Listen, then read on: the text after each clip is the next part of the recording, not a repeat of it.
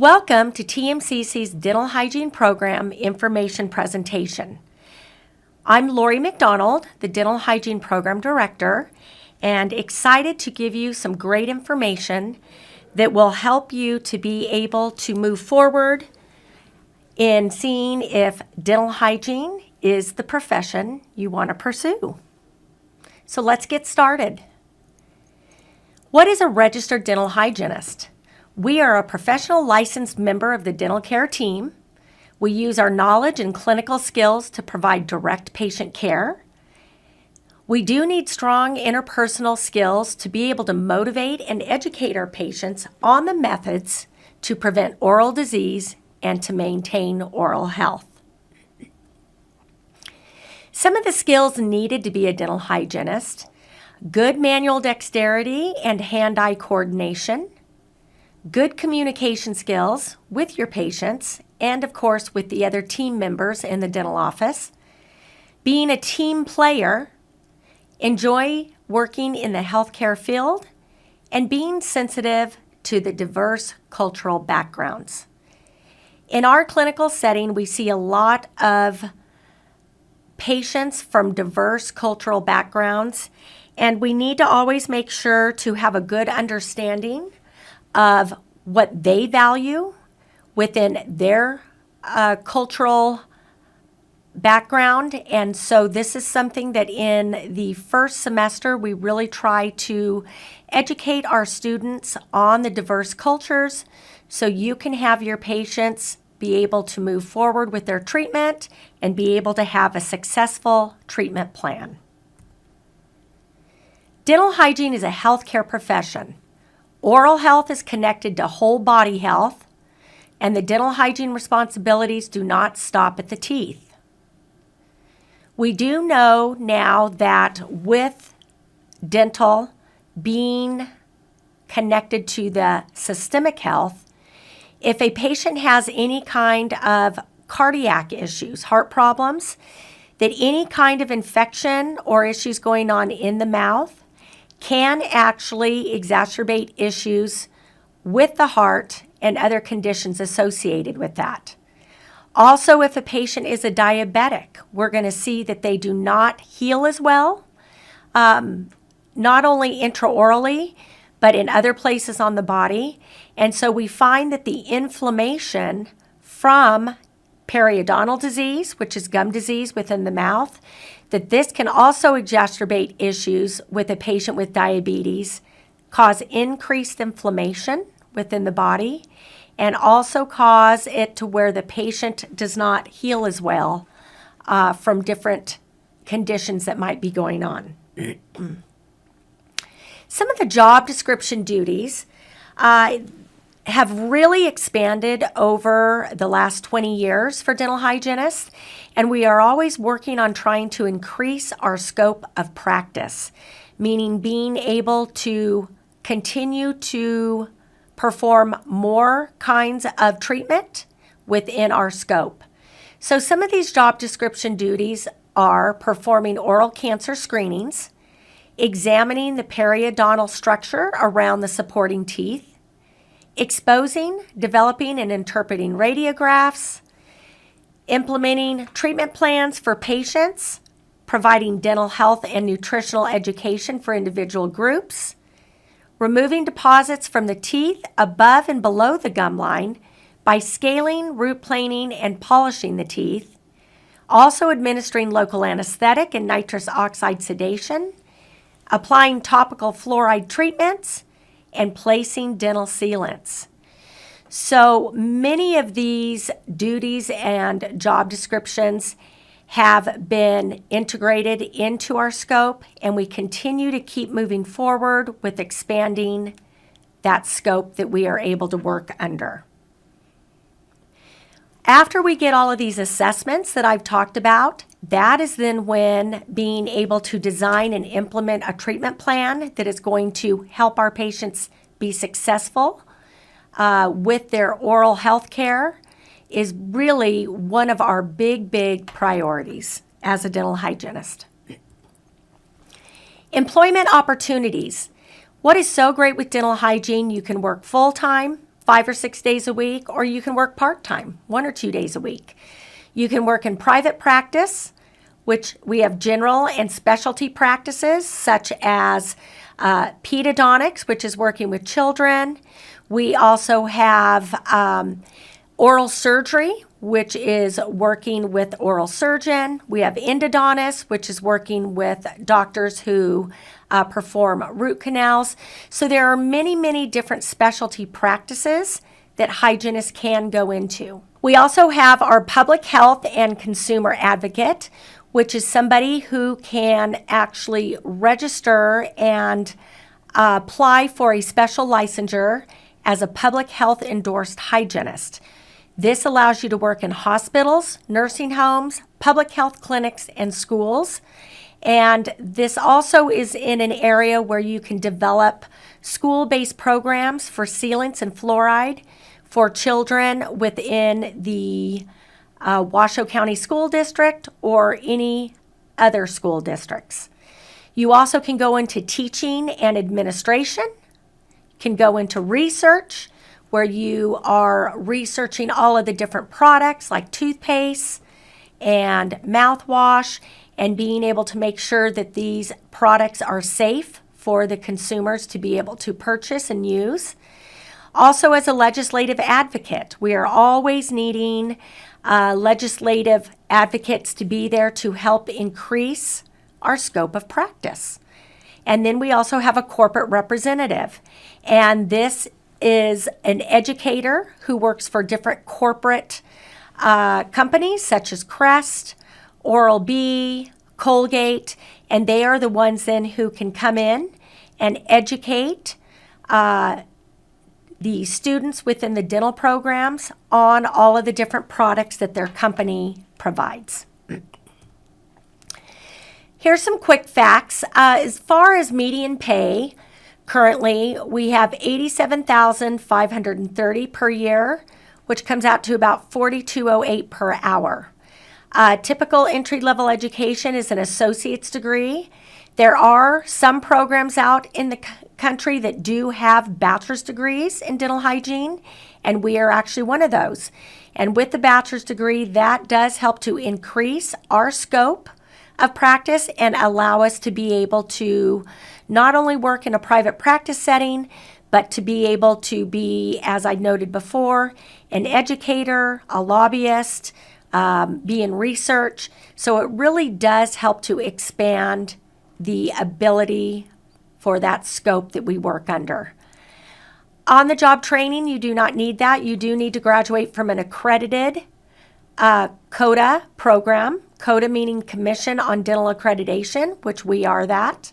And also, if you take a look, the number of jobs, this was in 2023. Through 3033, we're looking at 214,100 jobs. You can see the outlook for the hygiene profession is 9%, which is faster than average for many professions. And the reason for that is the need and that workforce need that we have throughout the country for dental hygienists. And this is because patients are living longer and keeping their teeth longer. And then the employment change between the 10 years, 2023 and 33, is 19,600. And that is how many we're going to be needing, hygienist-wise, in the country to be able to meet those workforce needs. With examination and licensure, all states require that dental hygienists be licensed. So after you graduate from our program, like we said, it needs to be an accredited program. You then need to pass the written dental hygiene national board exam, which is a 6-hour test, and we prepare you for that very well.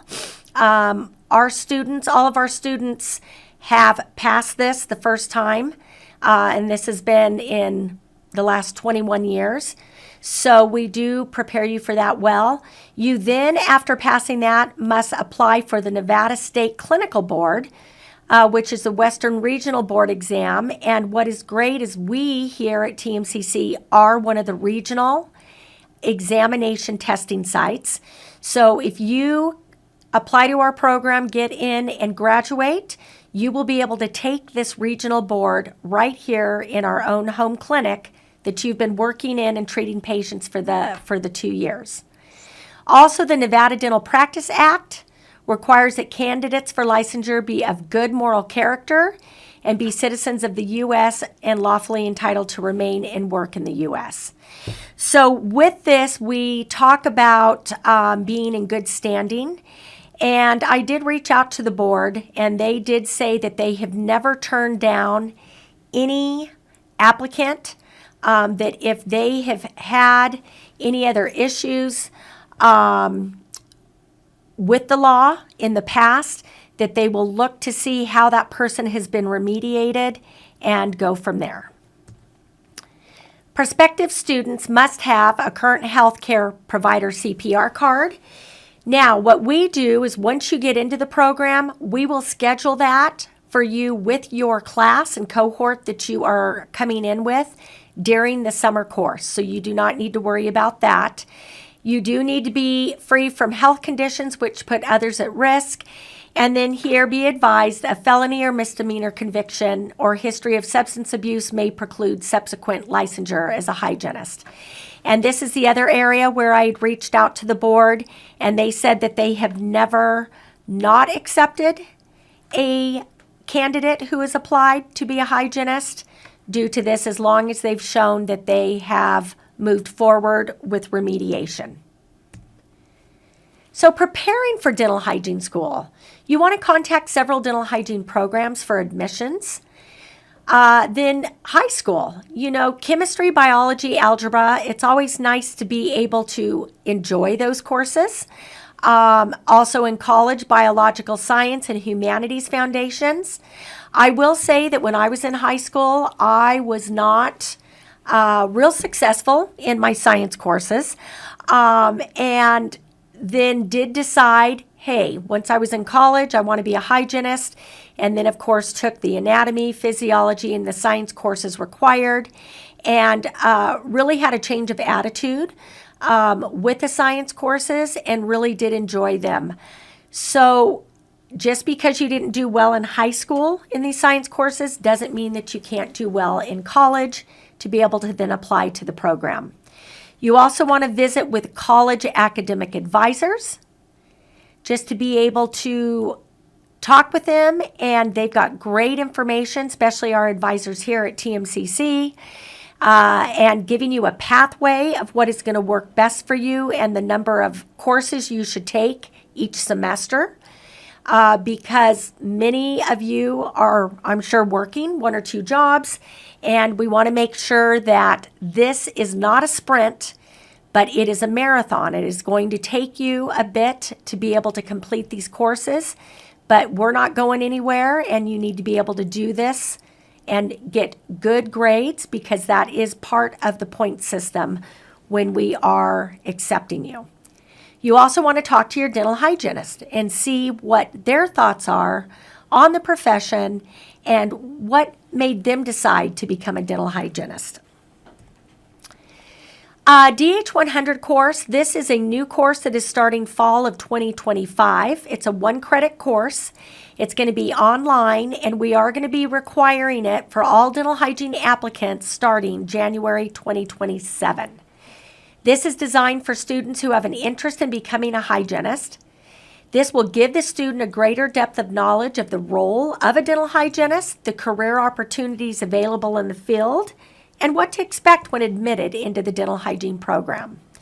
The goal of this course is to assist students in making a career choice that is the best fit for you. So, things to think about. The dental hygiene profession is very demanding on your body. If you suffer from wrist, hand, neck, or back problems, dental hygiene might not be the best profession for your physical health and long-term career. And it's not that I'm trying to deter anyone from moving forward and applying to the program, but if you have had any past issues with any of these areas I mentioned, just email me and we can have a good conversation about that. I've had several of our students in the past email me and talk to me about some of their past health issues. and if they thought that that would be a problem. So I am happy to talk with anyone about that. This is just a picture of our radiology lab. These are some of our past graduates. What is great is our x-rays now are all digital. So we are able to get in there and contrast the different x-rays and have a very nice large radiology lab that we share with dental assisting for our students to be able to take x-rays and grade. Some general education requirements. So this right here, you can take a look. You've got your basics, your English, fine arts, humanities, math, science, and social science. And I am actually going to be having one of our advisors, either Megan Moore or Courtney Schachter, also be completing a presentation from their point of view on what that pathway for these general ed courses will look like for you. We also have some additional degree requirement courses, and this is diversity, and then our Science 251, which is microbiology, and then, of course, our U.S. and Nevada Constitutions course. Some other program requirements, and we highly recommend that these are completed prior to submitting your application. If all your courses are completed prior to submitting your application, you will have precedence over those other applicants who have not completed all their courses in being able to get a spot for the incoming cohort. So you can take a look here. We've got anatomy and physiology and chemistry, speech, sociology, so on. And these are all courses that are required and recommended to be completed prior to applying. So as far as approved science prereq courses, we are kind of coming to the end of this. The majority of our candidates now have taken their biology courses prior to the 2020-21 year. I did want to note this in there for those of you who maybe have taken those courses during COVID, that the online labs in biology, 223, 224, 251, and 220, taken spring 2020 through spring 2021 will be accepted. Online labs for these courses from semesters prior to spring 2020 or after 2021 will not be accepted. So currently, online lecture courses are accepted for all the science courses, but all the labs must be in person. The DH program will not accept an S for science courses, so we do need an actual academic grade for those courses. This is just a picture here of our newly remodeled clinic where we have 14 dental units, and these are some of our students administering anesthetic and scaling. And as you can see, each unit has their own computer where you're able to bring up your digital x-rays, and all students have their own operatory that they're working out of during the time they are treating patients. It's a beautiful, updated clinic.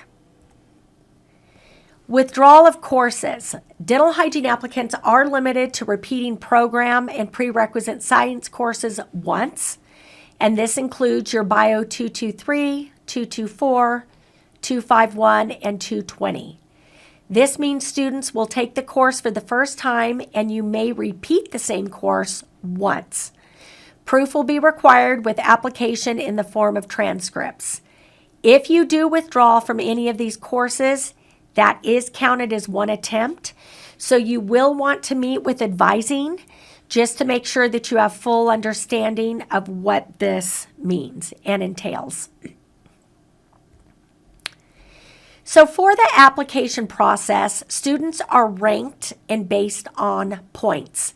Those categories are your cumulative GPA, which we require a minimum 2.75 and a grade of C or higher in all courses. The science GPA is also a 2.75 and a grade of C or higher in all courses.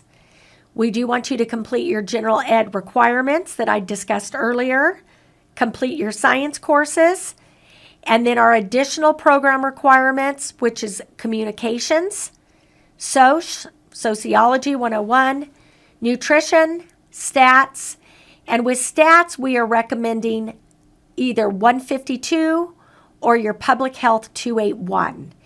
And if I were just starting, I would take the public health 281 because that stats applies more to the public health stats, which dental hygiene is under the umbrella of public health, which is helping to improve any kind of oral health conditions or systemic conditions within our public health system. Also, the dental hygiene pre-admission testing is another category. So you need to get a hold of the testing center here at TMCC. We do have the HESI, which is the Health Education Systems test, which has categories of biology, anatomy, physiology, also writing.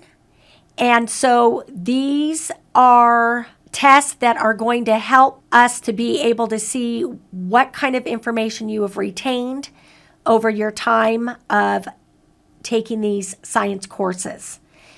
Also, the spatial relation test, which is a test that has 30 questions on it, and it basically will show like a box that is folded down and then give you 4 other pictures of what that box would look like when it is folded up.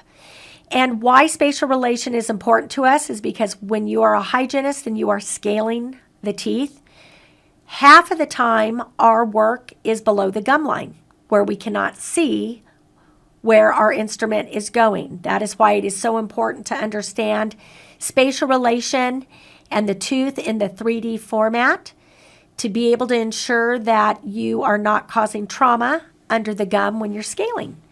And then we have a dexterity test.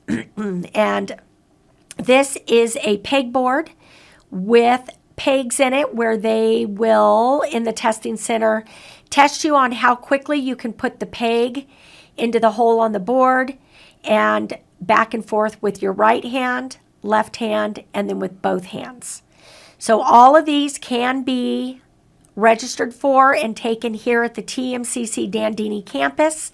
So get a hold of the testing center, which we also have their information on our website. Also, full-time hours, 32 plus a week, or part-time, which is 12 to 31 a week, in a dental office for 3 months will also help you get some points. Or if you have an AS or a BS degree, we will count the highest degree awarded. We will not give points for both degrees, but for whatever is the highest degree awarded.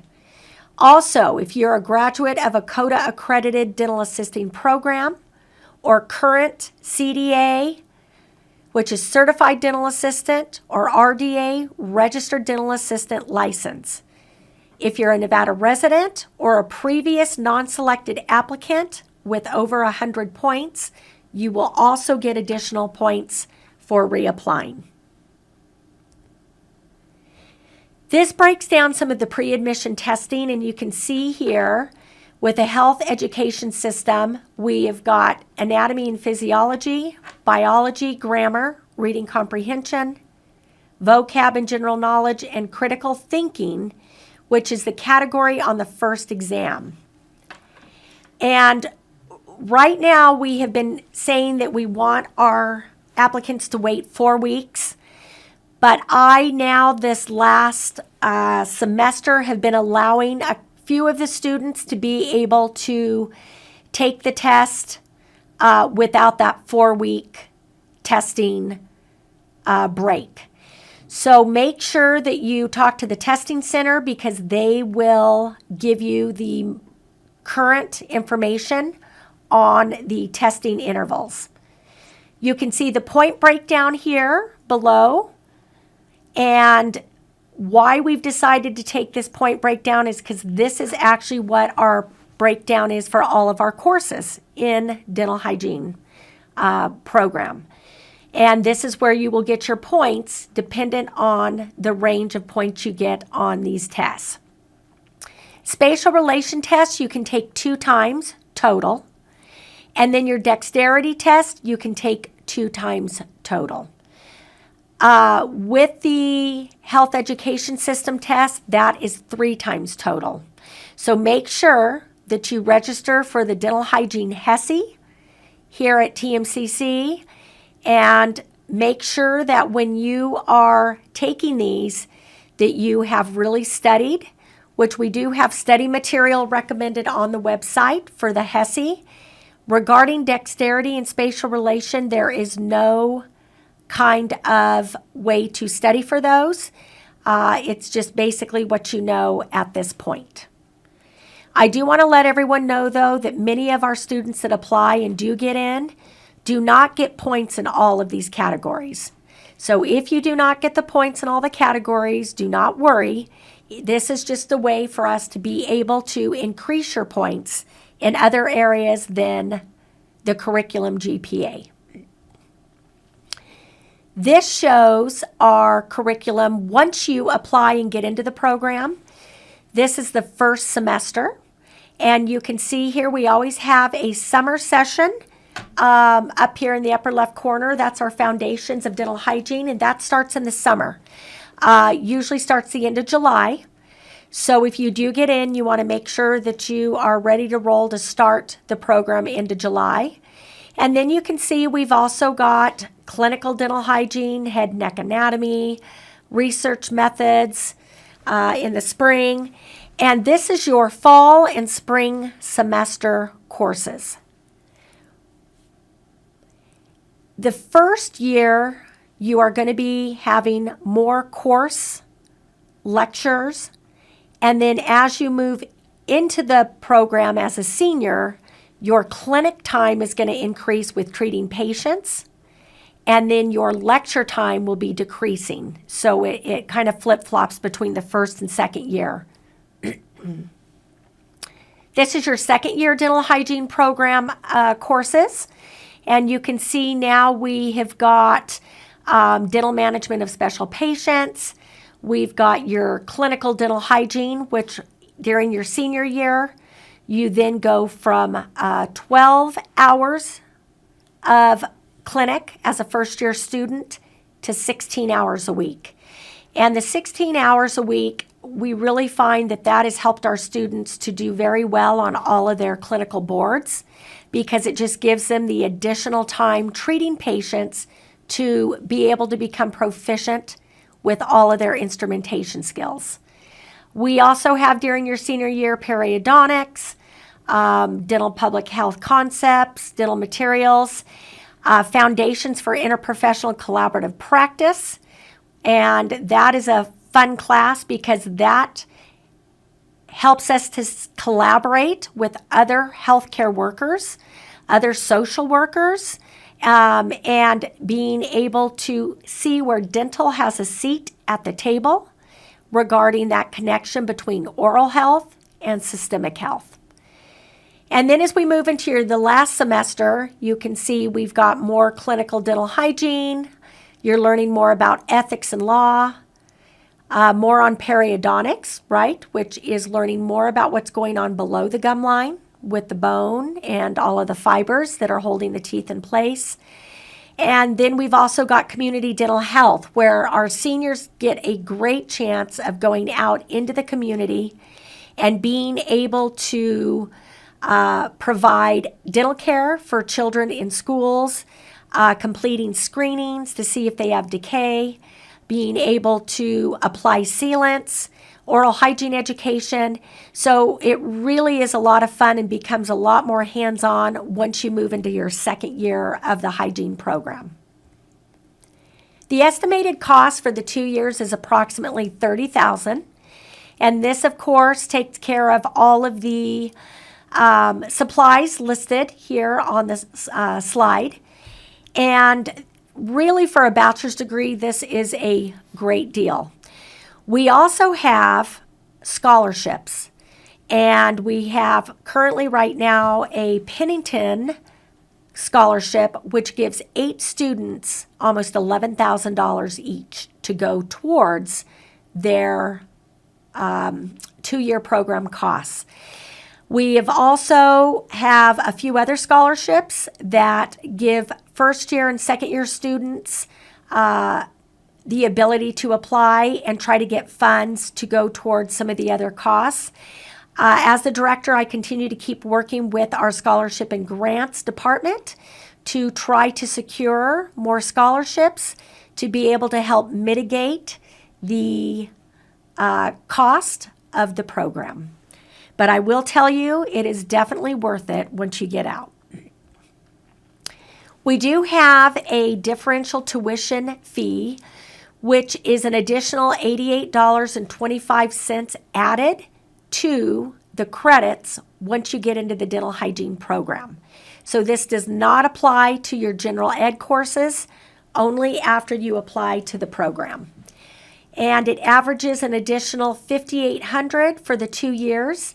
And this helps us to be able to pay for more faculty and supervising dentists on the clinic floor so we can stay compliant with the standards and with the ratios of how many students we have per faculty to be able to observe you. And so this is what these costs help us with, in addition to the very expensive equipment that you are working on, this high standard equipment in our new updated clinic. So ways to reduce program costs, we do have the WUI, which is the Western Undergraduate Exchange, and you can get more information on this either from your advisor or from Admission and Records, which you can see the number below. And you can give them a call and they will get you more information to see if you, being from any of these surrounding states, are able to apply for this to help reduce the cost of the program. And I did already talk about the scholarship, so we'll move on to the next slide. So the application process, admissions to TMCC does not imply or guarantee admission to the dental hygiene program. Applications will be available online beginning of January. And then application night usually is mid-January. And then applications due are usually the beginning of February. So you want to always check the dental hygiene website for any date changes and important information. I hope that this presentation was informative. Please make sure you are always checking the website like I noted. And if you have any questions, contact me at the email noted on the slide. We also have Tony Hippert, who is our admin assistant, who can answer questions regarding program and requirements. I'm also going to refer you to our advisors, which will be either Megan Moore or Courtney Schachter, and they can also answer any questions that you would have regarding the dental hygiene program.